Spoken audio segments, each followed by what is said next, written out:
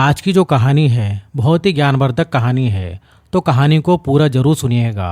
तो मित्रों, कर्म, भाग और बुद्धि, इन तीनों में सबसे ज़्यादा प्रभावशाली कौन है, या यूं कहें कि इन तीनों में प्रधान कौन है, या फिर कौन ज़्यादा महत्व रखता है। तो मित्रों, हम इस विषय को एक कहानी के माध्यम से समझेंगे। और ये जो है एक बहुत ही प्रेरणादायक जो है प्रसंग है, और आप इस कहानी को अंत तक जरूर देखिएगा, क्योंकि आपको ये वीडियो देखकर काफ़ी आनंद आने वाला है। तो चलिए प्रसंग शुरू करते हैं। मित्रों, एक समय की बात है। एक रोज स्वर्गलोक में कर्म, भाग और बुद्धि तीनों का एक साथ आमना सामना हो गया, और फिर आपस में बात शुरू हुई, जो कि आगे विवाद में बदल गई कि आखिर हम तीनों में से महान कौन है। कर्म बोलता है कि मैं महान हूँ, भाग्य बोलता है कि मैं महान हूँ, और बुद्धि बोलता है कि मैं महान हूँ। उन तीनों का विवाद समाप्त ही नहीं हो रहा था, और अब समय के साथ जोर पकड़ता जा रहा था। तभी वहाँ से होकर नारद जी जा रहे थे। कर्म, भाग और बुद्धि, इन तीनों के विवाद को सुनकर और वह उनके पास जाकर पूछते हैं कि क्या बात है, किस बात पर विवाद हो रहा है।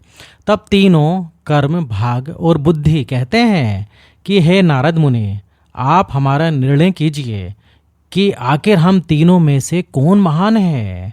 तब नारद जी मुस्कुराते हुए कहते हैं कि ठीक है, मैं ही बताता हूँ। एक काम करते हैं, पृथ्वी लोक पर एक आम आदमी के पास एक एक करके तुम तीनों जाओ, और जिसके जाने पर उस आदमी का सबसे अच्छा विकास होगा, वही तुम तीनों में से महान होगा।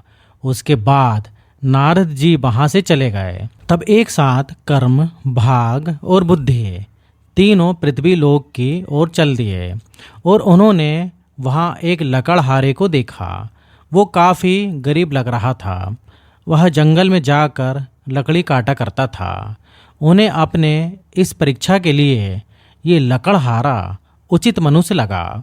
तब कर्म, भाग और बुद्धि तीनों आपस में बात कर रहे थे कि हम लोग इस व्यक्ति के शरीर में एक एक सप्ताह रहेंगे, और हम तीनों में से जिसके जाने पर इस व्यक्ति का विकास ज़्यादा होगा, वही हम तीनों में से महान होगा। और ये बात सभी को जो है माननी होगी। तीनों इस बात के लिए राजी हो गए। उसके बाद कर्म ने कहा, मैं सबसे पहले जाऊंगा और इस व्यक्ति का विकास करूंगा। तब कर्म तुरंत वहां से चला गया और उस लकड़हारे के अंदर जाकर समा गया। कर्म के आने पर उस लकड़हारे की ताकत मानो दुगनी हो गई थी, और उसने रोज से ज़्यादा लकड़ियाँ काट दी, और इस बात से उसे बहुत खुशी हुई। फिर उसने सोचा कि मैंने आज इतनी सारी लकड़ियाँ काटी हैं, लेकिन वो इन लकड़ियों को उठा नहीं पा रहा था, क्योंकि वो रोज़ उतना ही लकड़ी काटता था जितना कि वो उन्हें आसानी से उठा सके। फिर वह पुनः से पहले की ही भांति उतनी ही लकड़ियाँ लिए बाजार गया जितनी उसके हाथ में आई, और वो बाजार जाकर पहले की ही भांति लकड़ियों को बेचता था, और उसे उतने ही पैसे मिले जितने कि उसे मिला करते थे।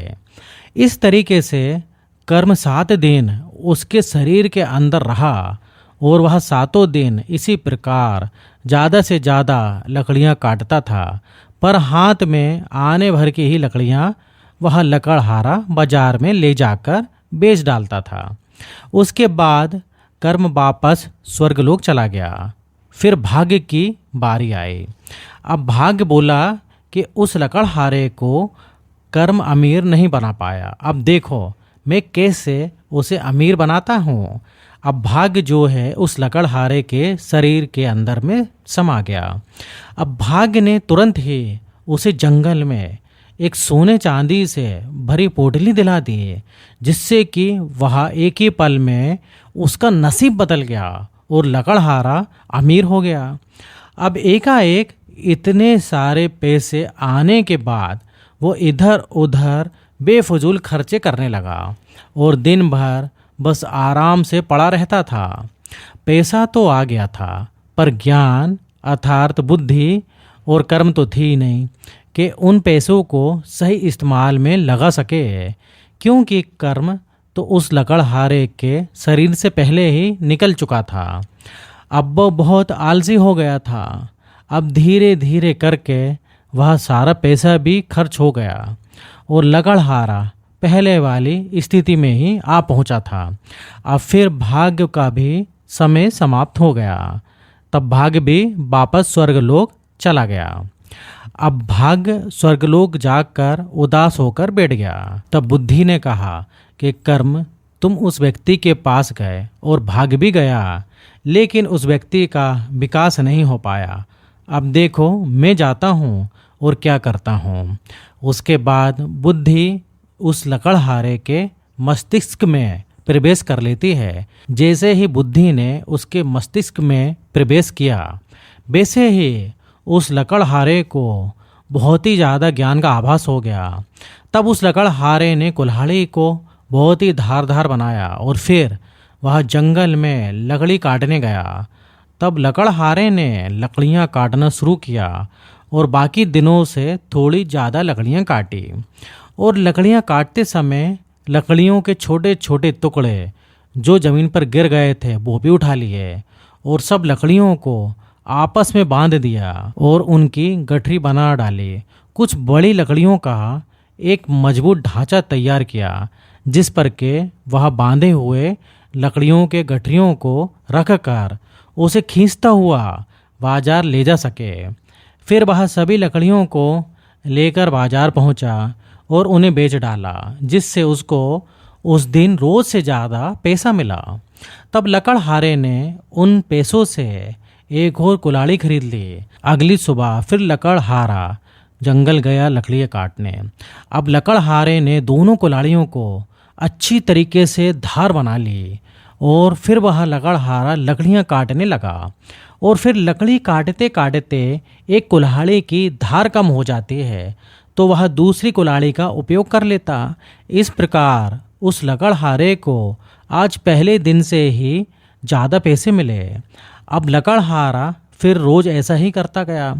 एक ही बार में ढेर सारी लकड़ियाँ काटता और एक पटरी पर रखकर उन्हें खींचकर बाजार ले जाता और बाजार में लकड़ियों को बेच देता।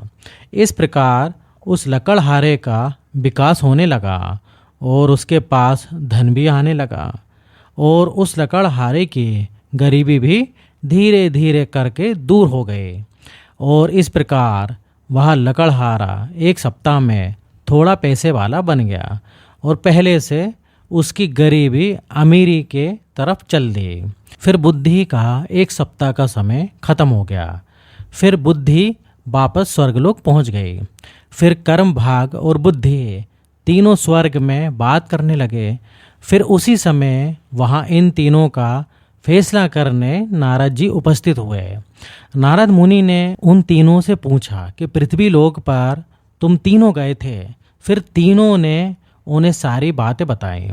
तब नारद जी ने कहा कि तुम तीनों में बुद्धि ही महान है, क्योंकि जहाँ बुद्धि रहती है वहाँ भाग और कर्म स्वयं ही रुक जाते हैं और बुद्धि का साथ देने लगते हैं।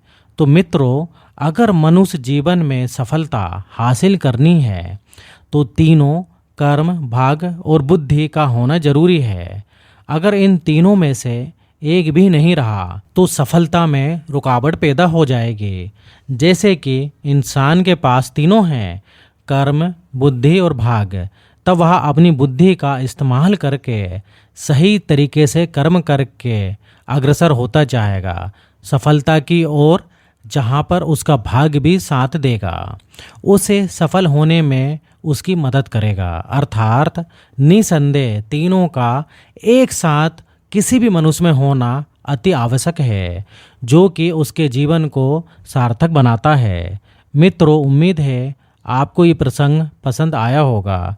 कृपया करके वीडियो को लाइक करें और चैनल को सब्सक्राइब भी कर दें। धन्यवाद।